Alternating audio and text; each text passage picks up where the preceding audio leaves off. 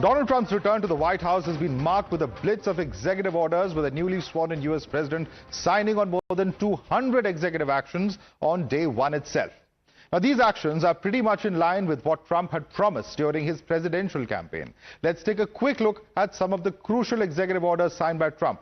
One, he's withdrawn as far as the Paris climate agreement is concerned, and he's also, of course, gone on to withdraw from the WHO. He has ended birthright citizenship, and this is something that could impact those whose parents are illegal immigrants or perhaps only temporary immigrants to the United States. Promised to levy 25% tariffs on Canada and Mexico as well. He's led the DOGE, which is led by Musk, to be empowered to suggest cuts to spending.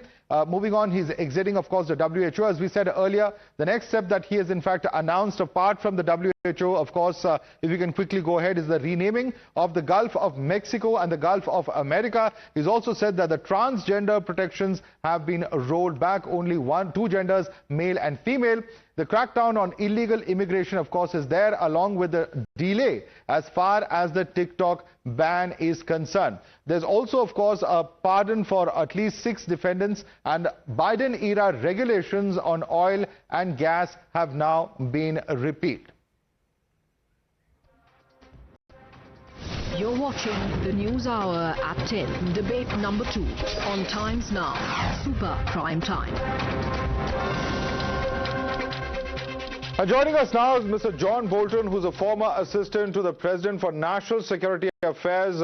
As a former U.S. NSA, Mr. Bolton, first of all, thank you for speaking to us. But with President Donald Trump swiftly signing several executive orders, including halting several of the Biden-era policies, freezing of federal hiring, withdrawing from the Paris Climate Treaty and WHO, and the pardoning of individuals, a whole raft of decisions that have been taken. How do you see these impacting or reshaping domestic governance and U.S.'s global commitments? Well, there are a large number of actions that Trump took on his first day in office, some more significant than others. One of the most interesting things was what he didn't talk about so much was, in specifics, was tariffs, which he has said he wants to impose on the wide variety of U.S. trading partners. Now, after the inaugural address, he said that he might look at tariffs on Canada and Mexico on February the 1st. Canada and Mexico are our 2 biggest trading partners, so that would be a start. But it was interesting. There was certainly reference to international affairs, but in the inaugural address, the main focus was domestic, and particularly the expulsion of illegal immigrants, which he has said would begin today across the country. So we'll see what that develops, but it's going to be, I think, a very busy first week, because President Trump's trying to make a clear impression in his first days in office. Absolutely. But how do you view the decision that Trump has taken in terms of doing away to a significant extent the concept of birthright citizenship, particularly for those with either a parent not having legal status or both parents having a temporary visitor status? How do you think courts will respond in the event that this order is challenged? Well, certainly litigation will be filed, if it hasn't been filed already, to challenge the various ways in which the theory of denying birthright citizenship will be implemented. Courts that have addressed this question in the past have long said that if you're born in the United States, regardless of the status of your parents, you're a citizen. Now, the Supreme Court has never definitively ruled on the issue. This litigation will go to the Supreme Court in due time. There's no doubt about that in my mind, and we'll get a definitive answer. The best guess, I think, most lawyers would make is that birthright citizenship is the right interpretation of the Constitution. Yesterday, we saw Vivek Ramaswamy posting on social media X stating that it was my honor to help support the creation of DOGE. I'm confident that Elon and team will succeed in streamlining the government. I'll have more to say very soon about my future plans in Ohio. Now, while it appears that Vivek has departed from DOGE before President Trump's executive order officially established it, could his departure be linked to disagreements over legal immigration policies, or is it more likely to be tied to his own political aspirations, particularly in Ohio, in your view? Well, that's a good question. There's a lot of speculation in Washington today, and I would come down on the side of those who say there were real disagreements inside DOGE. I mean, Ramaswamy has indicated interest in positions like governor of Ohio before. That's nothing new.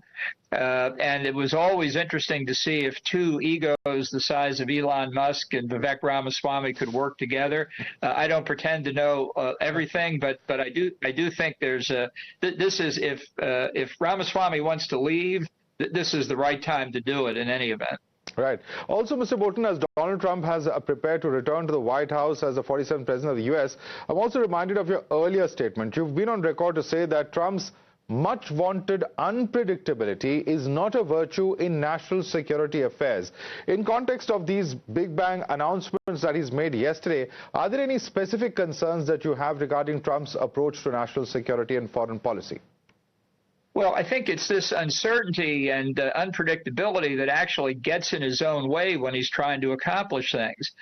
For example, by saying we're going to retake the Panama Canal, he's playing into the hands of our adversaries. I'm concerned about Chinese operation of certain facilities at the canal, as I'm concerned about their operation of port facilities around the world.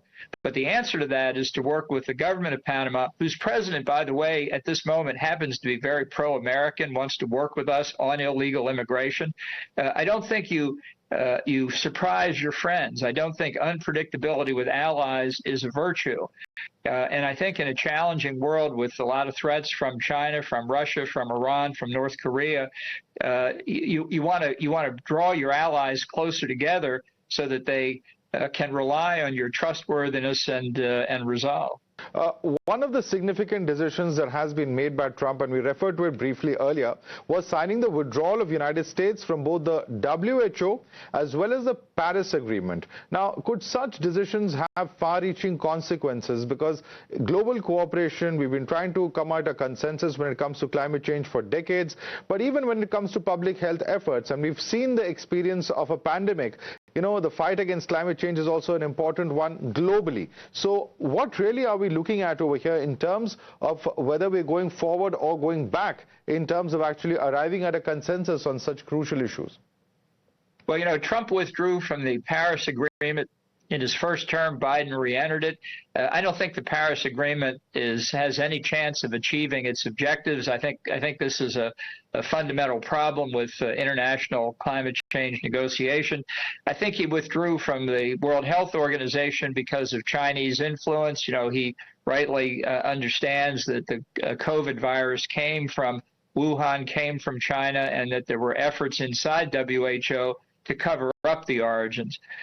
So the withdrawal, I think, is a wake-up call to WHO and the rest of the UN system.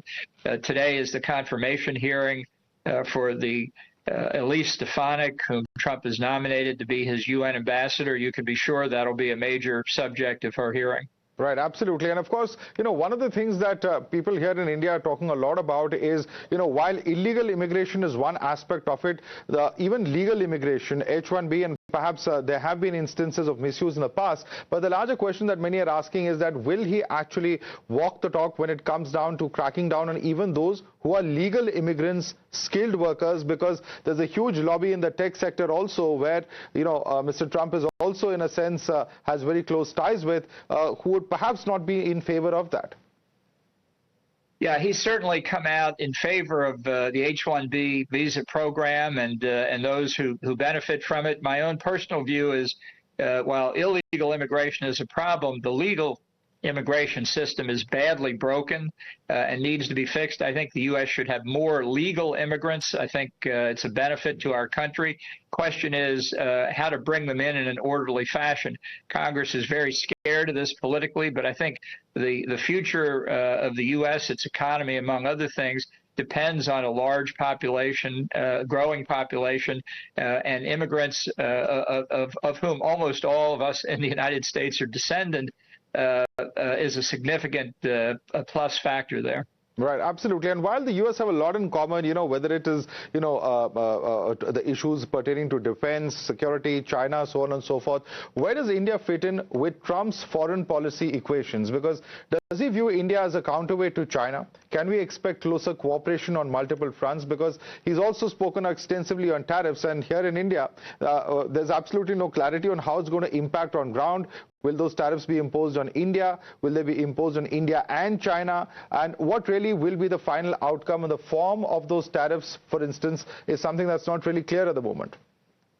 Well, there's no clarity on it here either. So we're all looking for more definition from Trump. He did conduct a meeting of the Asian Security Quad in Japan at the G20 meeting in Osaka. I think that was an important step forward. Biden has taken the Quad concept, Japan, Australia, India, and the U.S. even further. I hope Trump does as well. But the focus on trade could be an impediment there with India and with Japan. So I think it's important. Trade is a significant issue. It always is. But larger security issues, I think, should take precedence. Whether they will in a Trump administration, hard to predict. Right, absolutely, because there's a sense that with that lifting of the ban on TikTok, there's some kind of a carrot that's been dangled to China as well. Is that how it's being seen there? Well, I think trying to save TikTok is a big mistake. I think this algorithm is a vacuum cleaner that's scooping up information about its users, and I think the legislation is very clear. China has to be removed from all influence, not just corporate control, but influence over the algorithm. And they had plenty of notice what they needed to do. They haven't done it. So I think the law should be applied. TikTok should go dark in the United States. Absolutely. And do you, sir, see more cooperation happening in forums such as the Quad? Do you see all of those cooperations increasing in coming years as far as President Trump's regime is concerned? Well, I think they should. I think it depends on how others see it. We have good relations in a wide variety of countries, but I don't think in the 21st century there's any higher priority than having a very tight India-U.S. relationship. Right. And we had seen very close ties between President Trump and Prime Minister Modi, the personal equation that they shared. Do you see that continuing and that bonhomie continuing in his second term as well? Well, I think it's entirely possible, but having observed Prime Minister Modi in action, I know he keeps India's national interest first, and that's entirely appropriate. That's why this trade issue, we need to find a way not to make it into a bigger problem than it looks like it could be. All right. Thank you so much, Mr. Bolton, for taking the time out to speaking to us here at Times Now. Thanks for having me.